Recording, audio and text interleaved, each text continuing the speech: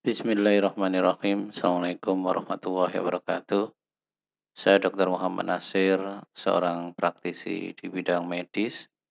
Saya sendiri sebagai peneliti hubungan karakter berbasis kolbu yang berhubungan dengan penyakit, khususnya penyakit jantung, ginjal, kanker, otak, dan keemergensian, dan karakter berbasis kolbu yang berhubungan dengan kehidupan.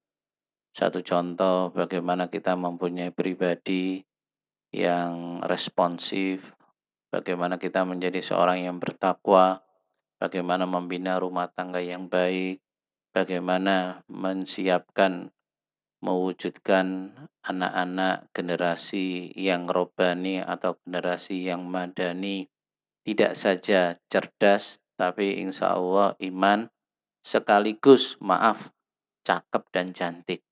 Ya.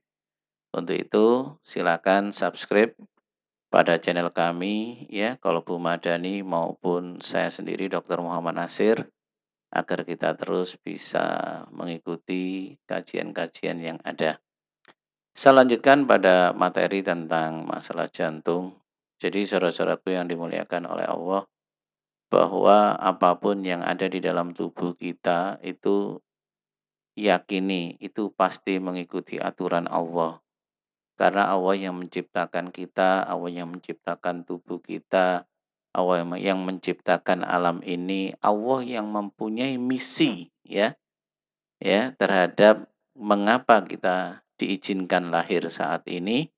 Secara otomatis semua yang ada di dalam tubuh manusia dan alam ciptaannya ini mempunyai tujuan atau mempunyai misi.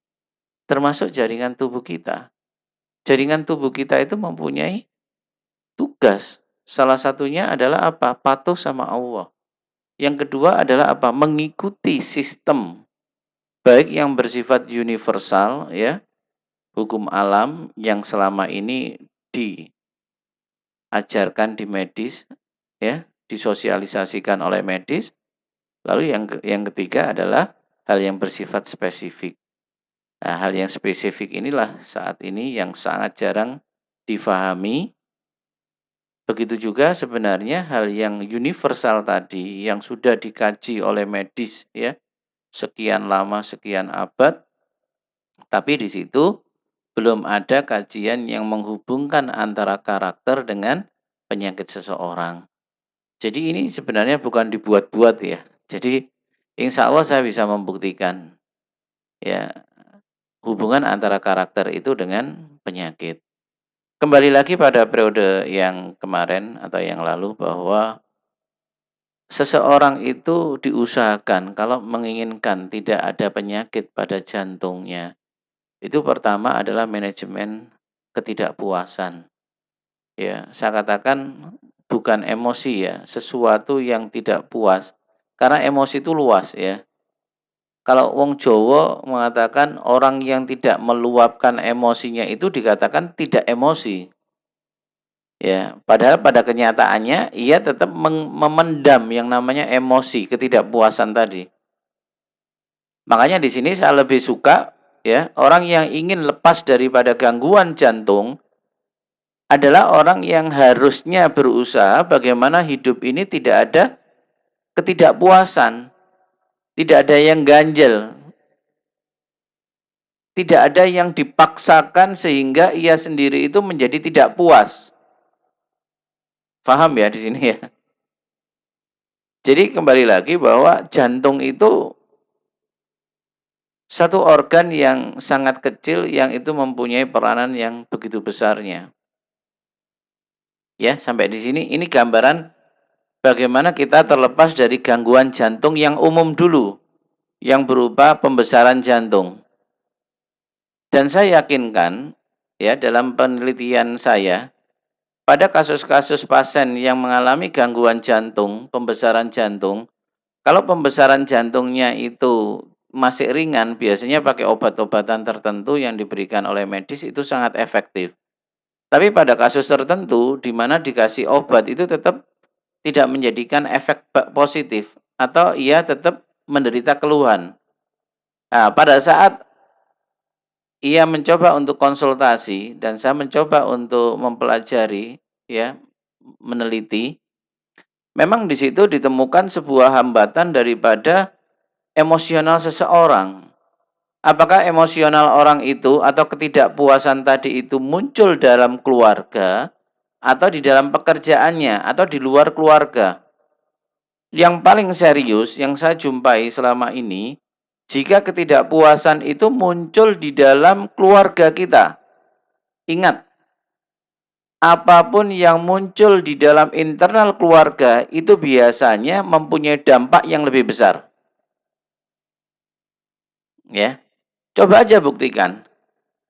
Ya, Anda marah-marah satu minggu dengan istri atau dengan anak, apalagi orang tua, ya, dengan satu minggu marah-marah dengan teman di pekerjaan.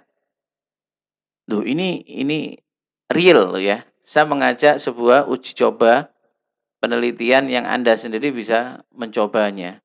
Walaupun saat ini Anda itu didiagnosa dokter itu sehat, coba aja lakukan. Apakah satu minggu itu tetap dengan menjadi orang yang sehat atau mulai ada gangguan? Jadi saudara-saudaraku yang dimuliakan oleh Allah, bahwa kita itu sebenarnya rentan untuk menjadi sakit. Sekali lagi rentan menjadi sakit. Apalagi kita tidak memahami aspek faktor psikologis atau karakter itu sebenarnya mempunyai peran yang besar, hampir 80% untuk menjadikan orang itu sakit.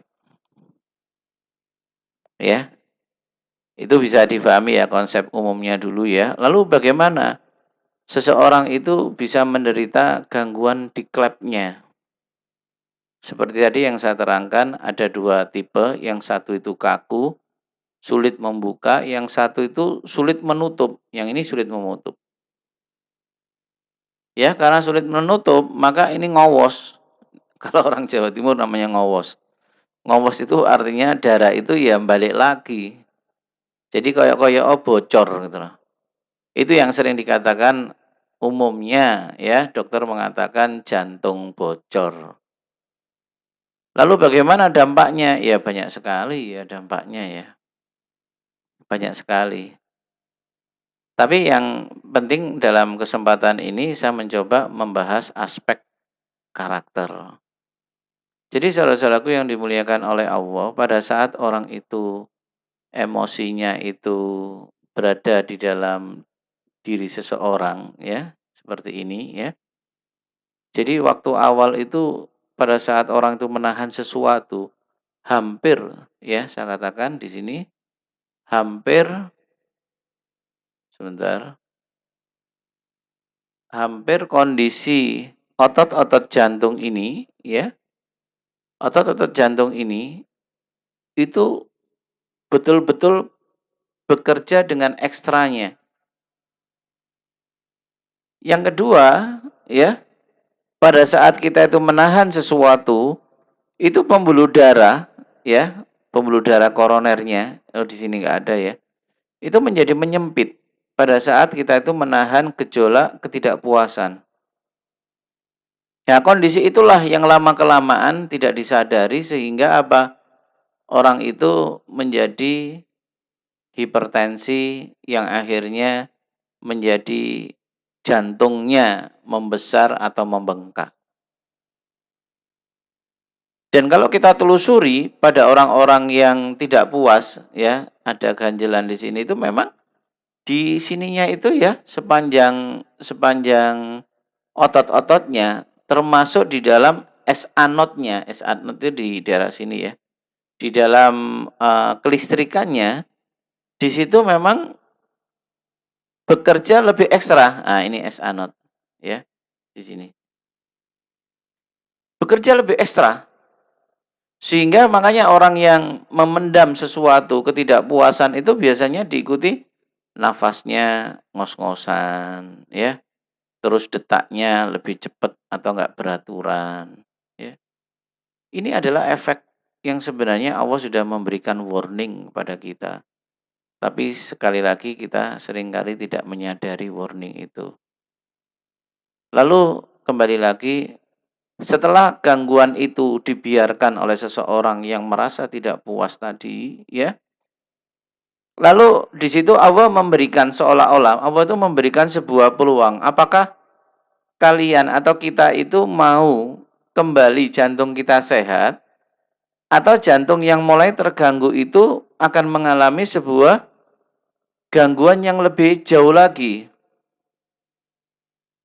Kalau kita memang menyadari di situ, pada saat ketidakpuasan itu muncul pada diri kita, dan secepatnya kita itu bertobat, kalau bahasa agama loh ya. Tapi kalau secara umum, kita mencoba untuk memaafkan, kita mencoba untuk ya ngerumangsani lah kalau orang Jawa itu. Ya artinya ngerumangsani itu menganggap ya udahlah, ya memang gimana lagi ya, itu biasanya umumnya seperti itu. Maka jantung itu nanti secara fisiologis itu akan mengarah kepada hal yang ke arah normal lagi. Tapi kalau orang itu tidak menyadari, bahkan lebih terpacu, lebih tidak puas, maka ingat, mulai ada gangguan-gangguan yang lainnya. Dan menurut apa yang saya teliti, bahwa gangguan yang mengarah kepada stenosis di sini itu adalah di mana nanti di situ seseorang tersebut cenderung ada yang apa ya, yang membuat dia itu betul-betul susah untuk menerima apa saja yang dibicarakan kepada dirinya untuk memahami apa-apa yang mengecewakan dirinya atau ketidakpuasan dirinya. Sekali lagi ya, saya ulangi ya.